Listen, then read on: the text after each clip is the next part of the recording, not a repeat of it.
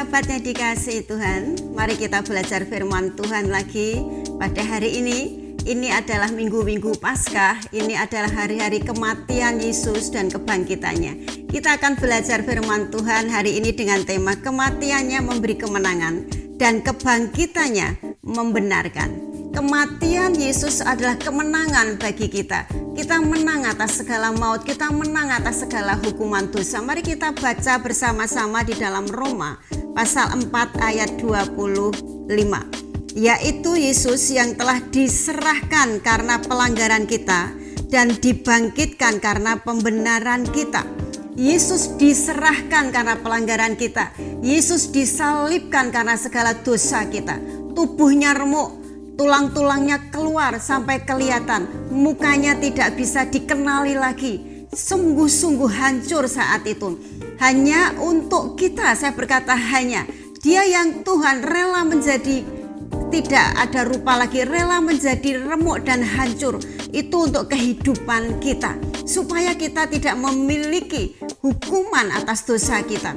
Kekudusan Tuhan, kebenaran Tuhan dicurahkan, dituntaskan di kayu salib, dihancurkan, disiksa, diremukkan untuk kita. Di dalam kitab Yesaya dikatakan dia sengsara, dia dihina, dia dikira kena tulah. Padahal Yesus menanggung segala kesalahan kita.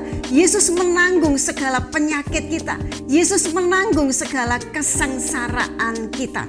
Mari kita belajar kembali. Semua yang ditanggung Yesus di atas kayu salib adalah segala kesalahan kita, kehancuran kita, kebobrokan kita, dosa kita, pelanggaran kita, dan ditimpakan kepada Tuhan, diserahkan kepada Tuhan. Tadi di dalam kitab Roma dikatakan 4 ayat 25, diserahkan segala pelanggarannya, segala pelanggaran kita diserahkan kepada Tuhan.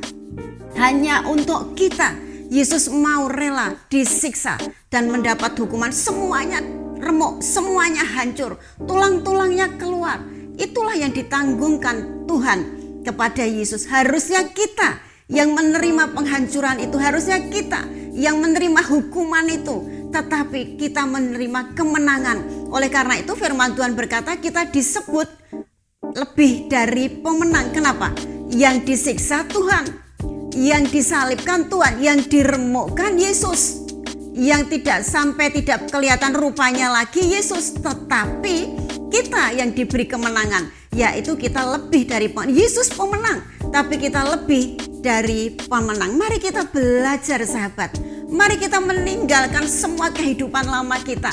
Karena kehidupan lama kita, kesengsaraan kita, penyakit kita, kemiskinan kita, Tuhan selesaikan di kayu salib. Sehingga pada waktu di kayu salib selesai dan berkata, Yesus berkata, sudah selesai. Apa yang selesai? Yang selesai adalah dosa-dosa kita, tidak diperhitungkan lagi. Mari kita lihat bersama-sama di dalam Roma pasal 4 ayat 7 dan 8. Berbahagialah orang yang diampuni pelanggaran-pelanggarannya dan yang ditutupi dosa-dosanya. Berbahagialah orang yang kesalahannya tidak diperhitungkan kepadanya. Mengapa kesalahan itu tidak diperhitungkan kepada kita? Karena sudah diperhitungkan di kayu salib, sudah diselesaikan di kayu salib. Yesaya berkata dikira disiksa dan kena tulah, padahal penyakit kitalah, kesengsaraan kitalah yang ditanggungnya. Sudah tidak ada lagi penyakit, kesengsaraan, dosa, sudah ditanggung Yesus di kayu salib. Marilah kita semakin mendekat kepada Tuhan. Bukan berarti kita terus berbuat dosa semaunya sendiri. Semua ditanggung Tuhan di kayu salib. Kemudian yang kedua, tadi yang pertama, salibnya memberikan kita kemenangan sehingga kita menang atas dosa. Kita disebut lebih dari menang. Tidak ada hukuman lagi atas kehidupan kita. Tidak ada sakit penyakit yang akan menimpa kita. Dan yang kedua dikatakan kebangkitannya membenarkan hidup kita. Kita disebut orang benar. Semua orang yang percaya Yesus Tuhan disebut orang benar, dijadikan orang benar. Tadi Roma pasal 4 ayat 7 dan 8, pelanggaran kita tidak dihitung lagi. Dosa-dosa kita, kesalahan kita tidak diperhitungkan oleh Bapa. Kemudian tadi di dalam pasal 4, Roma pasal 4 ayat 25. yang diserahkan karena pelanggaran kita dan dibangkitkan karena pembenaran kita. Kebangkitan Tuhan adalah sebagai meterai, sebagai tanda terima, tanda surat pelunasan bahwa kita sudah benar, bahwa kita sudah tidak harus dihukum oleh karena dosa kita. Kebangkitan Tuhan sesudah tiga hari dikuburkan menyatakan bahwa kita adalah orang benar. Kebangkitan Yesus adalah meterai, surat pelunasan, tanda bukti pembayaran bahwa kita sudah lunas, tanda bukti pembayaran bahwa kita sudah ditebus dan tidak mempunyai hak hukuman atas dosa lagi. Bahkan kebangkitan Tuhan itu sungguh-sungguh menang atas maut. Maut tidak ada kuasanya lagi atas kehidupan kita. Mari kita rayakan Paskah hari ini karena Tuhan sudah memberikan kemenangan kita.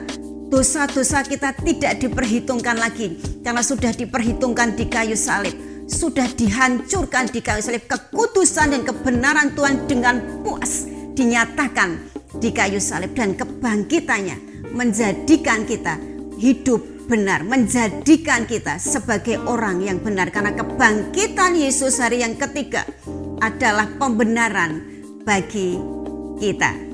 Amin. Selamat Paskah, Tuhan memberkati. Shalom.